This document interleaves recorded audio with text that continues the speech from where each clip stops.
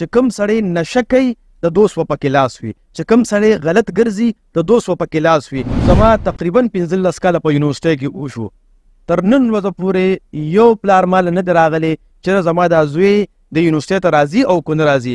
د پرفارمنس څنګه دی، تا ته خو شکایت نشته دی. مونږ له پکار چې دوستان ډېر په احتیاط سره جوړو. کله کله ګورې دوستان بعضې د لستوڼي ماران وي. د خدای دپاره پښتنو سانونه وپېژنئ، ستاسو دپاره خو به ځان له پیغمبر نه راځي. ډاکټر صاحب بعضې زموږ دوستان وي خو د هغې د وجې موږ ډېر بدنام شو، چې دا ولې؟ عباسین صاحب وایي د دښمن نه مې حرام که سترګه سوځي، زه د دوست د فریبونو نه یریږم، د رواج د بندیزونو نه یریږم، د دې لړو لړو ورونو نه یریږم. زما خوږه بچې، مونږ له پکار چې دوستان ډېر په احتیاط سره جوړو. کله کله ګورې دوستان بعضې د لستوڼي ماران وي. تاسو په خپل چارپیرچل کې وګورئ چې کوم سړی نشه کوي د دوست و پکې لاس وي، چې کوم سړی غلط ګرځي د دوست و پکې لاس وي. تر دې پورې که څوک مړ شي تاسو وګورئ د دوست و پکې لاس وي. نو د دې نه دا ثابته شوله چې مور پلار له هم پکار دی چې زما د بچي دوستان کم دي. پکار دی چې هغې د خپل بچو دوستانو سره ملو شي چې آیا دا دوستان یې ټیک دي که غلط دي.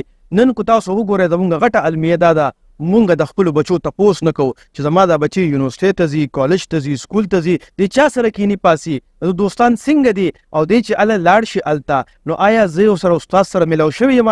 زما تقریبا 15 کاله په یونیورسټۍ کې وشو، تر نن ورځې پورې یو پلار مال نه دی راغلی چې زما دا زوی د یونیورسټۍ ته راځي او که نه راځي.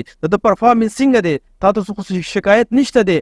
نو چې مور پلار هم تپوس نه کوي او استاد سره هم دغه غم نه وي، نو د دې بچي به څه جوړېږي؟ د خو چې په کوم دوستان جوړ کړه هغه شانتې به بیا د نسیس جوړېږي. نو پکار دا ده بچي تاسو خو هوښیار یې چې مونږ دوستان جوړو چې ډېر په احتیاط سره جوړ کړو. ولې تاسو وګورئ مونږ سره چې په کالج او په سکول کې چې کوم سټوډنټان وو هغه نن تاسو سره په کلاس کې شته دی؟ نشته دی. څوک ریړه چلوي، څوک مزدوري کوي، څوک نشی کوي، څوک بل څه کوي. دا ولې؟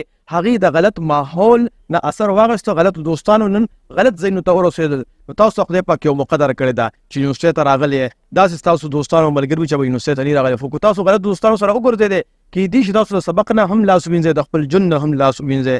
نو تاسو له پکار دی او موږ ټولو له پکار دی چې دوستانو باندې نظر ساتو چې آیا دا زما صحیح دوست دی که د لستوڼي مار دی. شکریه، مننه. د خدای دپاره پښتنو سانونه وپېژنئ، ستاسو دپاره خو به ځان له پیغمبر نه راځي.